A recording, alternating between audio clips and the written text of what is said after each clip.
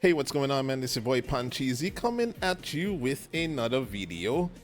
And we're not going to waste too much of your time today, guys. We're going to get right into it. In today's video, we're going to briefly show you guys how to apply the, I guess we're going to call it the steering rack mod. So it's basically a custom force feedback file that you can apply to AMS2, because apparently AMS2 seems to be the only game, or if not one of the only games, that lets you actually go into the game and customize the force feedback to your liking.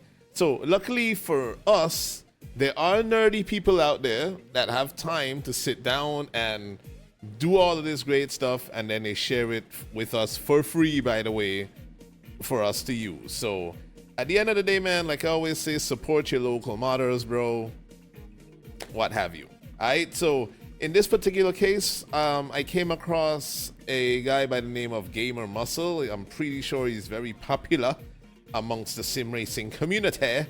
I sat down for about 16 minutes and listened to this guy go on and on and on about force feedback, steering rack, blah, blah, blah. At some point, I'm like, bro, are you gonna tell me how to do this thing or what, right? It is what it is. It's pretty straightforward, but I guess it wasn't made clear up front. I had to figure it out. So we figured it out.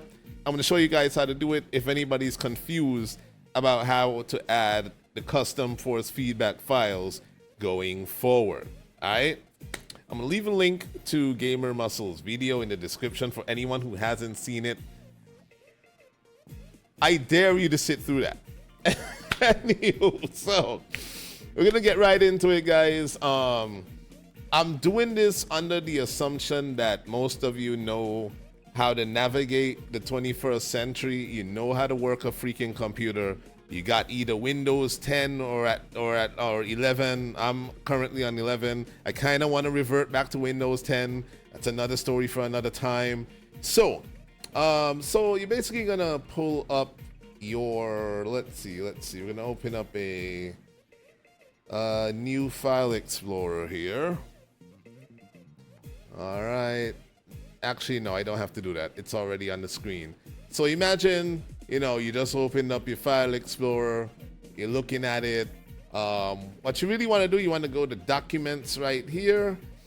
So with that, I'm gonna go and look for Automobilista 2, and here it is. So we open up Automobilista 2. I have already did it. It's already set up. I'm about to put you guys on.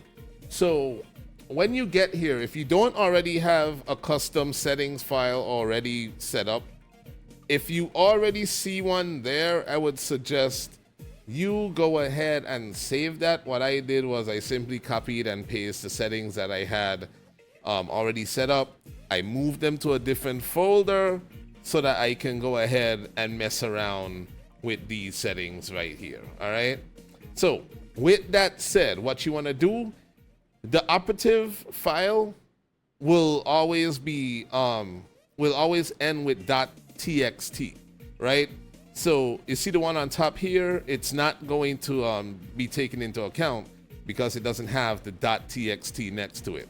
So if I wanted to switch to that one, I would then rename this to the regular name, custom settings without the txt, and then put that to this one. So we're now going to input basically the freaking code, or the settings, I guess. So what you want to do, you want to open this up. It should open up in your, for me, it opens up in my notepad here. I'm not sure what you guys use on your PC for writing notes and stuff, but when you double click that, it's going to open up to the notepad. This is really all you're going to do. So I'm going to actually leave this in the description. I still want you to go and watch that Gamer Muscle video, by the way, because if I sat through that, y'all have, boy, I'm bringing everybody down with me, bro. So we're gonna copy and paste this bad boy. You know what? We're gonna pretend like we never did it before. All right. So imagine there was a bunch of code here. Because before I did anything, there was like a lot of different lines of shit. You know what I'm saying? So we simply went ahead and deleted what was there, right? And then we came and pasted the new information into our TXT file. So you simply go ahead and save that. It's going to save. Boom. We now have our TXT file, right? How you activate said file, you then refer to the game, which we will do right now. All right, so now we got AMS2 up and running. What we want to do, you go to the options. You go to where it says controls. You want to hit controls, go over to where it says force feedback.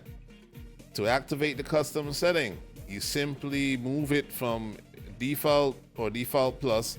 By the way, I still rock with default plus, to be honest with you, because it gives me a little more of that road feel that I kind of like to feel, kind of like what I'm getting from Le Mans Ultimate. I'm kind of starting to even not like how Le Mans Ultimate feels now that I've gotten accustomed to AMS2, because I haven't really played LMU since 1.6 drop, right? So we simply move this over to custom. That's going to access the custom settings file that we pasted and saved into the AMS2 folder, right?